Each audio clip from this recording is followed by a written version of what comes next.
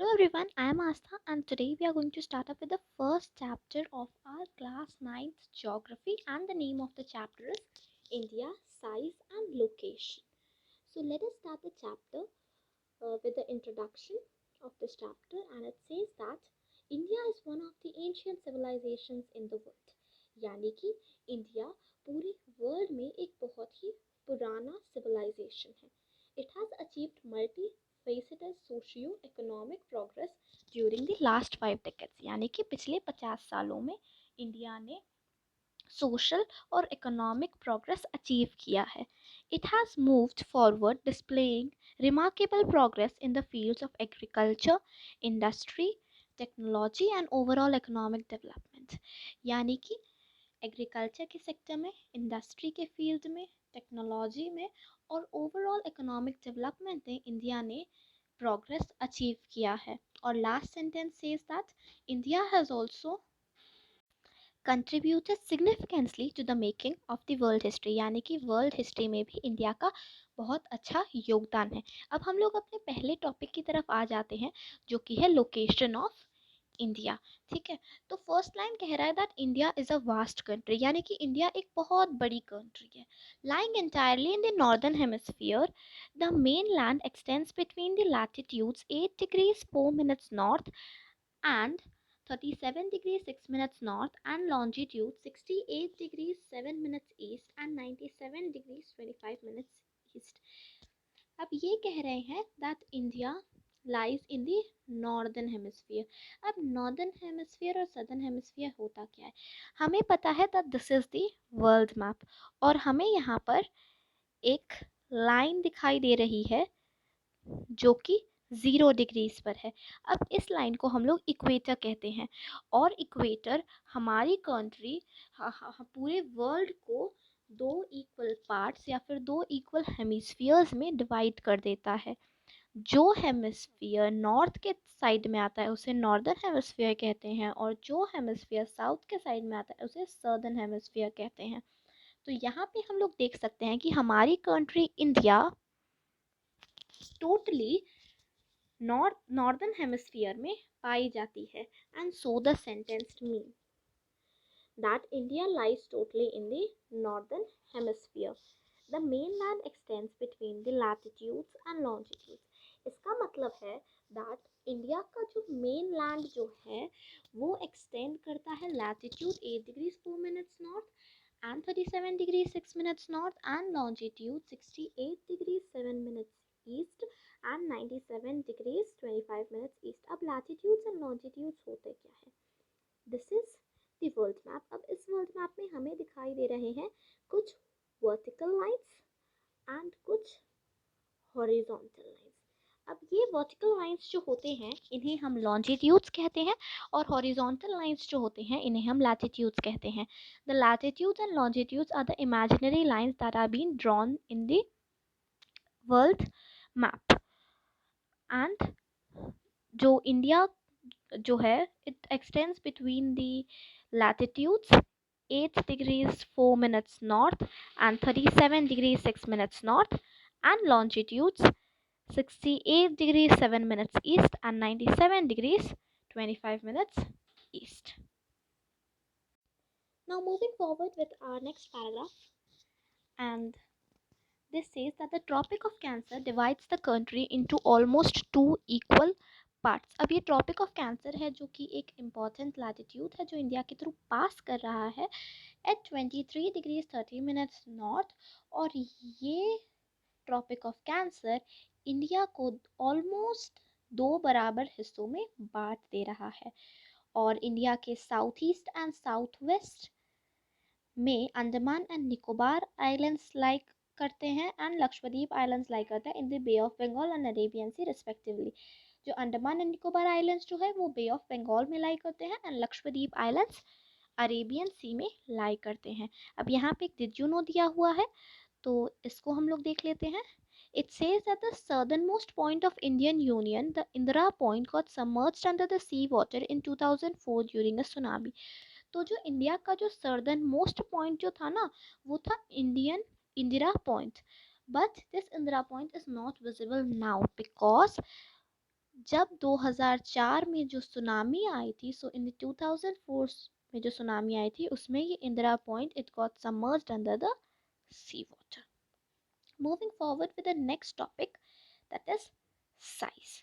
So, the landmass of India has an area of 3.28 million square kilometer. India का जो landmass है उसका area है 3.28 मिलियन स्क्वायर किलोमीटर्स.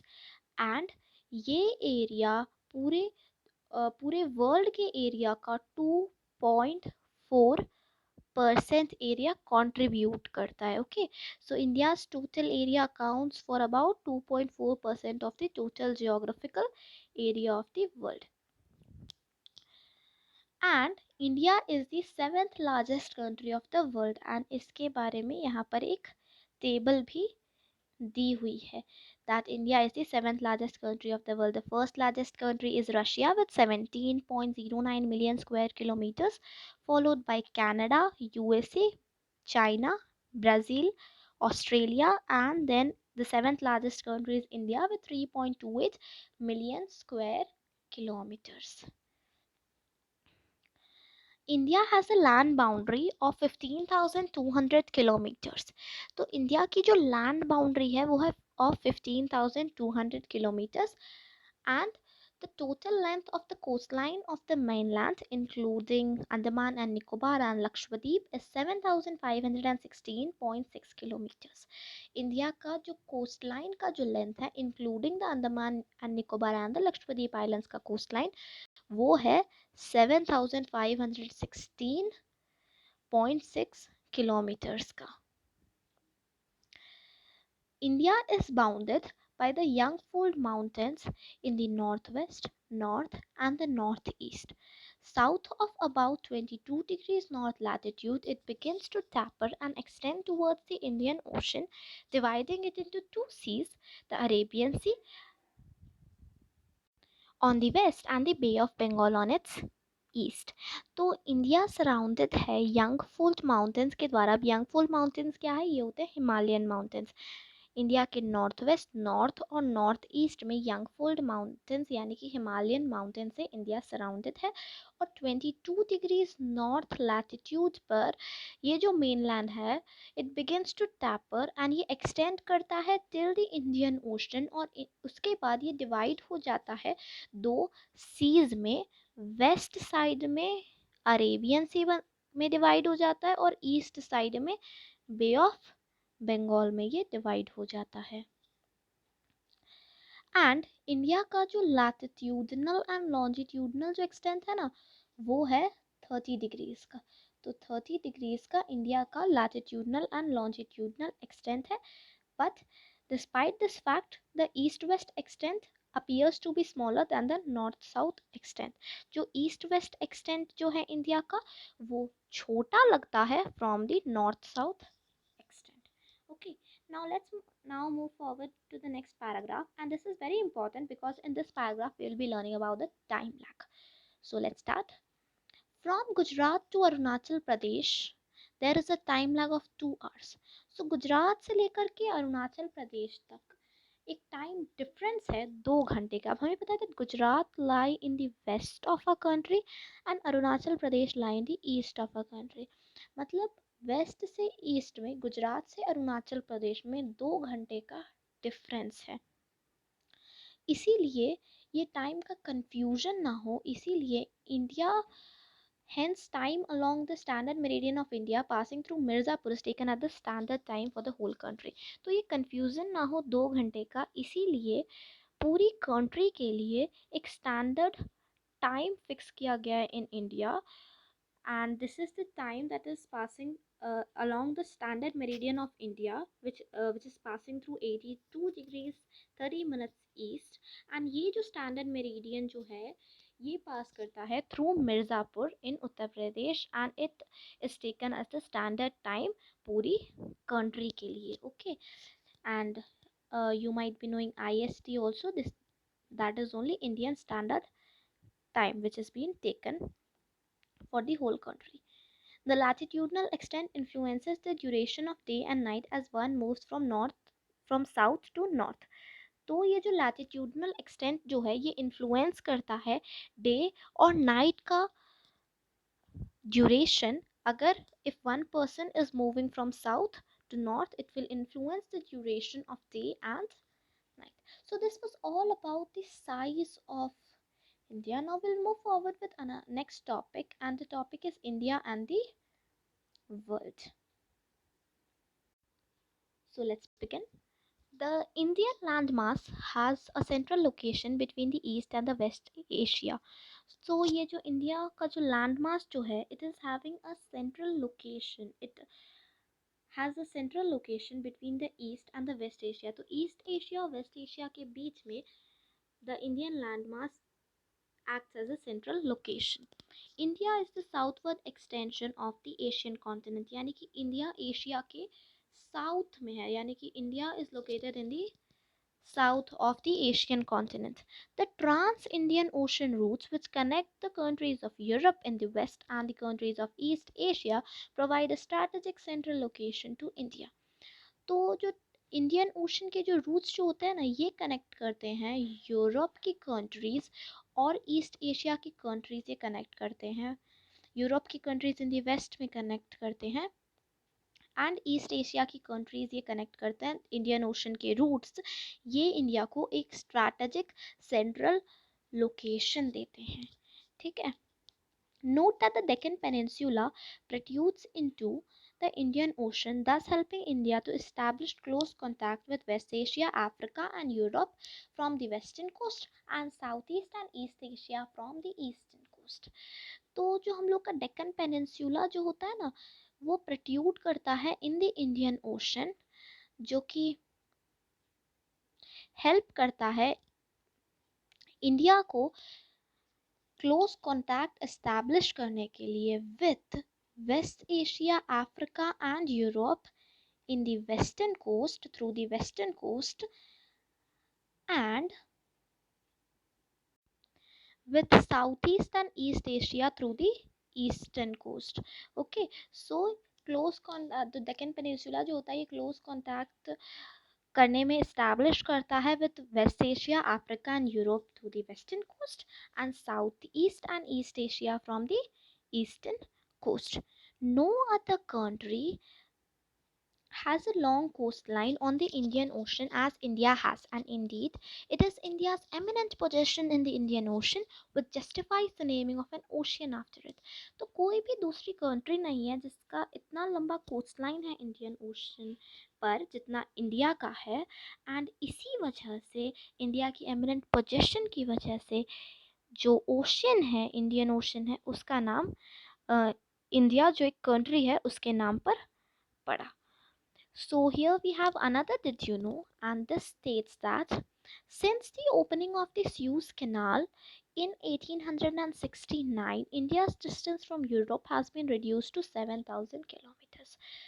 तो जो स्यूज कैनाल है ये ओपन हुआ था 1869 में, और इसके ओपनिंग के बाद जो इंडिया का डिस्टेंस था फ्रॉम यूरोप, इंडिया और यूरोप के बिटवीन का जो डिस्टेंस था वो रिड्यूस हो गया था टू 7,000 kilometers.